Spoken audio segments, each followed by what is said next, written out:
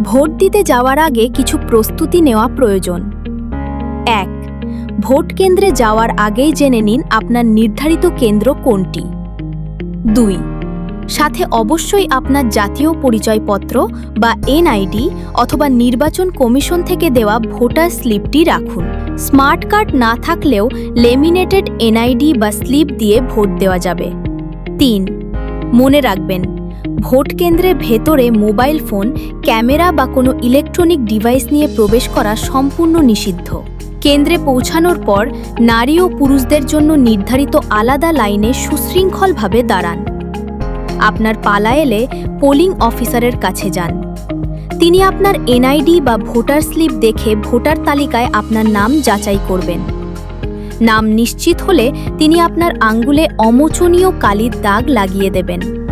এই দাগই প্রমাণ করবে যে আপনি ভোট দিয়েছেন। এরপর আপনি যাবেন সহকারী প্রেজাইডিং অফিসারের কাছে। এবারের নির্বাচনে এটি খুবই গুরুত্বপূর্ণ ধাপ।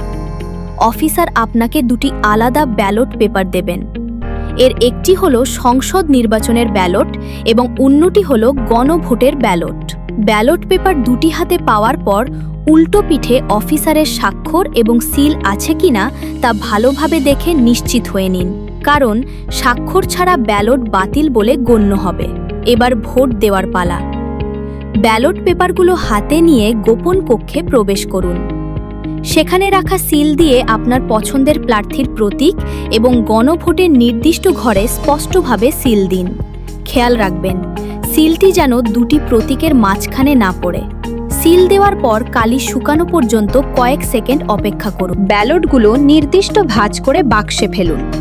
ভোট দেওয়ার সময় ভোট কক্ষের গোপনীয়তা বজায় রাখুন এবং কোনো প্রকার বিশৃঙ্খলা করবেন না।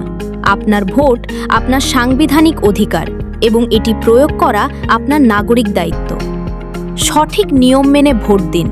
গণতন্ত্রকে শক্তিশালী করুন।